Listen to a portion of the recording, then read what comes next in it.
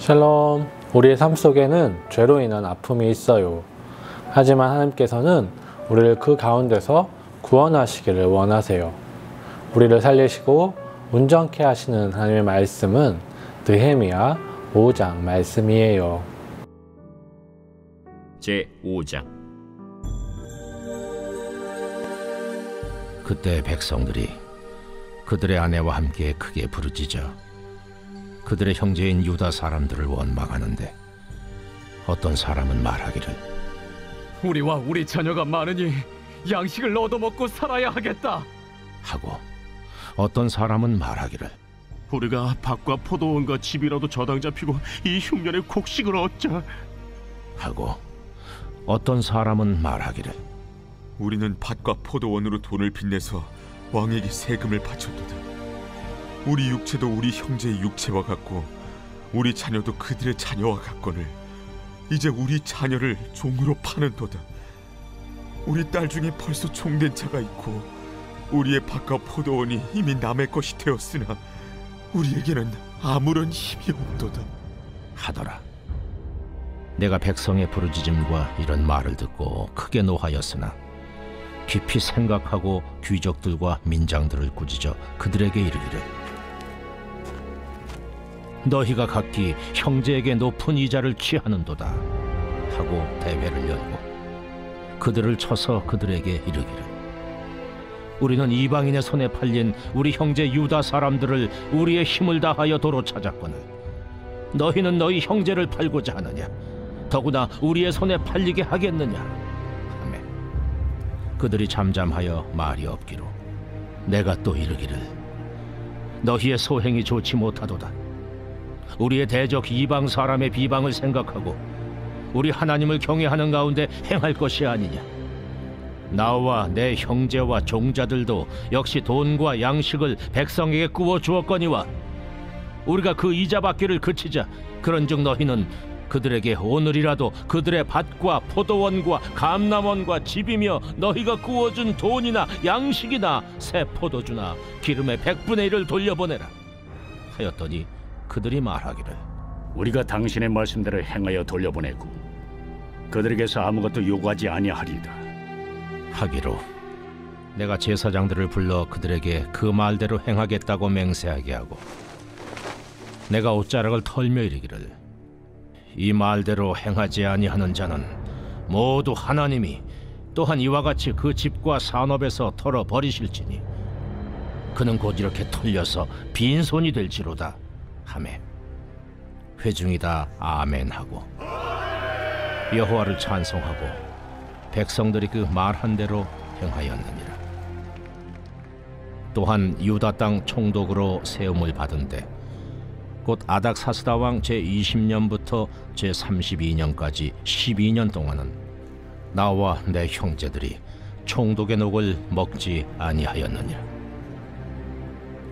나보다 먼저 있었던 총독들은 백성에게서 양식과 포도주와 또 은 40세겔을 그들에게서 빼앗았고, 또한 그들의 종자들도 백성을 압제하였으나 나는 하나님을 경외함으로 이같이 행하지 아니하고 도리어 이 성벽 공사에 힘을 다하며 땅을 사지 아니하였고, 내 모든 종자들도 모여서 일을 하였으며, 또 내 상에는 유다 사람들과 민장들 150명이 있고 그 외에도 우리 주위에 있는 이방 족속들 중에서 우리에게 나온 자들이 있었는데, 매일 나를 위하여 소 1마리와 살진 양 6마리를 준비하며 닭도 많이 준비하고 열흘에 한 번씩은 각종 포도주를 갖추었나니, 비록 이같이 하였을지라도 내가 총독의 녹을 요구하지 아니하였음은 이 백성의 부역이 중함이었더라.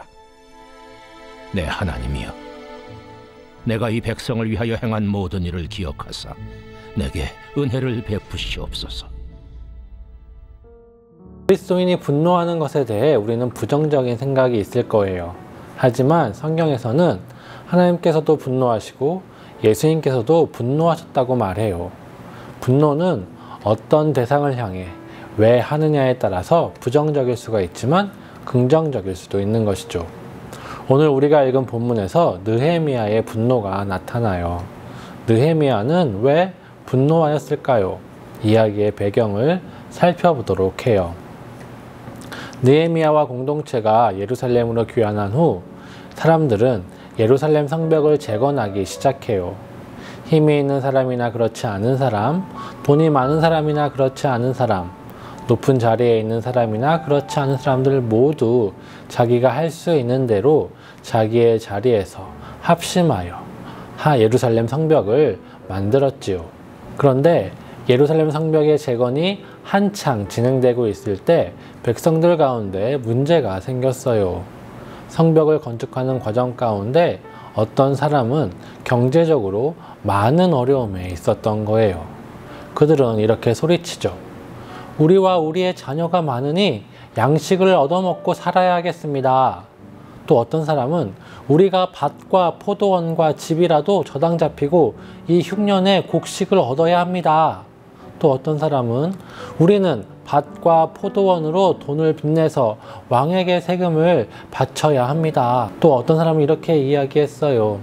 이제 우리 자녀를 종으로 팔았습니다. 우리 딸 중에 벌써 종된 자가 있고 우리의 밭과 포도원이 이미 남의 것이 되었는데 우리에게는 아무런 힘이 없습니다. 이런 백성들의 부르짖음을 듣고 느헤미야는 분노해요. 느헤미야는 왜 분노했을까요? 느헤미야의 분노는 누구를 향한 분노였을까요? 느헤미야의 분노는 힘든 현실에 대해서 원망하는 사람들, 그리고 그렇게 힘들어하는 이웃이 있음에도 불구하고 돕지 않고 외면한 사람들을 향한 것이 아니었어요. 느헤미야는 힘든 현실 속에서 원망할 수밖에 없고 그렇게 힘든 이웃이 있음에도 불구하고 돕지 못하게 만드는 세상의 악에 대하여 분노하고 있어요. 느헤미야는 죄를 짓는 사람을 탓하기보다 죄를 짓게 만드는 환경에 대해서 분노한 것이에요. 느헤미야는 분노하면서 사람들을 탓하기보다 그 사람들이 죄를 지을 수밖에 없게 된 그 원인을 찾은 것이지요. 느헤미야 5장 7절 말씀이에요. 깊이 생각하고 귀족들과 민장들을 꾸짖어 그들에게 이르기를 너희가 각기 형제에게 높은 이자를 취하는도다 하고. 느헤미야는 능력 있고 물질이 많은 부한 자들에게 힘이 없는 자들을 왜 돕지 않느냐고 말하지 않았어요. 부자들이 가난한 사람들을 도와주더라도 근본적인 문제가 해결되지 않으면 또 어떤 이들은 굶게 되고 또 어떤 이들은 노예로 팔려가게 될 거예요. 그래서 느헤미야는 사람들이 자신의 생존을 걱정해야 되고 자신의 자녀를 노예로 팔 수밖에 없는 근본적인 원인이 무엇인지를 깊이 고민하였어요. 그리고 그 문제는 바로 고리대금의 문제였음을 알게 되었어요. 10절과 11절의 말씀이에요. 나와 내 형제와 종자들도 역시 돈과 양식을 백성에게 구워 주었거니와 우리가 그 이자를 받기를 그치자. 그런즉 너희는 그들에게 오늘이라도 그들의 밭과 포도원과 감람원과 집이며 너희가 구워준 돈이나 양식이나 포도주나 기름의 100분의 1을 돌려보내라 하였더니. 느헤미야는 이제 사회 관습과 사회 구조를 바꾸려고 하고 있어요. 단순히 고통당하는 이웃의 빚을 탕감해주고 노예가 된 자들을 풀어주는 것에서 그친 것이 아니라 앞으로 그들이 더 이상 빚과 이자로 힘들어하지 않을 수 있도록 이자 받기를 그치자고 요청해요. 문제의 근원을 해결하려고 한 것이지요. 그리고 지도자인 자신이 먼저 그 일에 본을 보이고 있어요. 누군가의 잘못을 책망하고 누군가의 아픔을 잠깐 돕기보다 그 사람의 근본적인 문제가 무엇인지 고민하고 그 문제를 해결하려고 노력하였던 것이에요. 우리는 어떤 일이 생기면 누군가에게 잘못을 찾으려고 해요. 그리고 누군가가 한 잘못을 찾으면 그것으로 그 누군가를 판단하지요. 하지만 우리는 그 잘못 그 자체보다 왜 그 잘못을 하게 되었는지 먼저 살펴보아야 해요. 만약 잘못된 길을 가는 사람이 있으면 잘못된 길을 가는 것에 대해서 탓하기보다 왜 그 사람이 그 길을 선택하여 가게 되었는지를 생각해보고 함께 찾아 함께 해결하는 것이 바른 방법이라는 것이지요. 예수님을 생각해 볼게요.